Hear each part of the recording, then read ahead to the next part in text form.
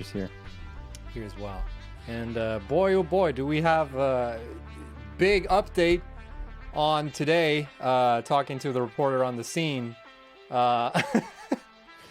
First of all, I mean, are you kidding, or do you actually have an update? Well, I mean, I was going to talk about the story stuff, but yeah, go ahead.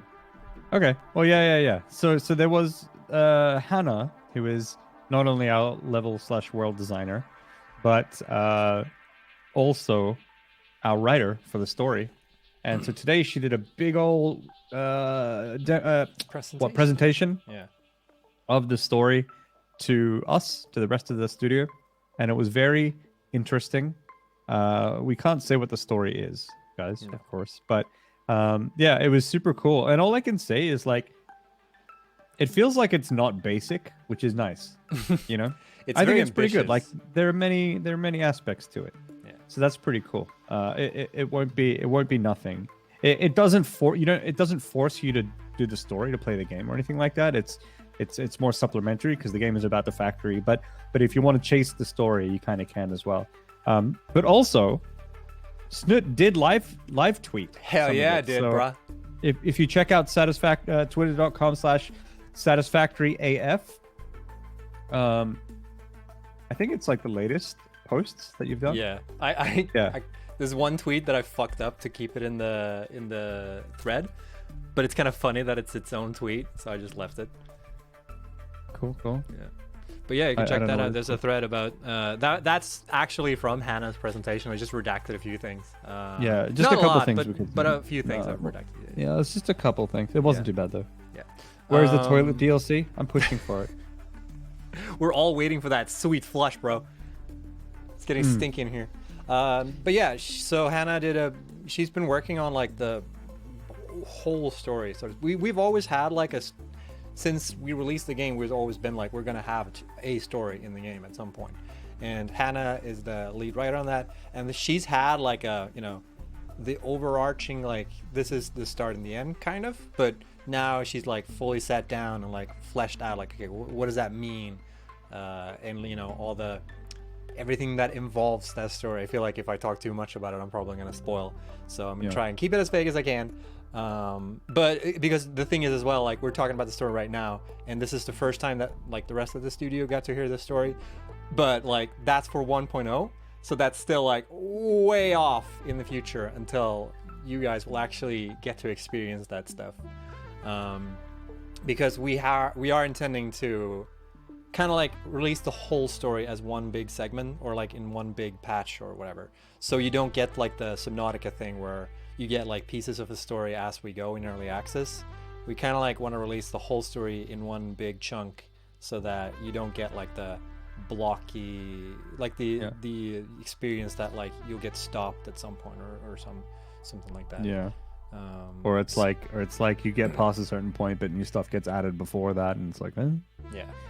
But yeah, so like, as we've said many times, a lot of the work in progress items are part of the story. It's like Mercer Spheres and Summer Sloops.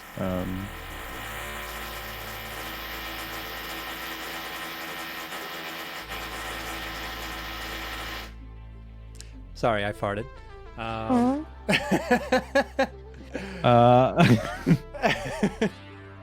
It's funny because they've not drilled like anything today, and like 1 minute before you boot up, they just like started going at it.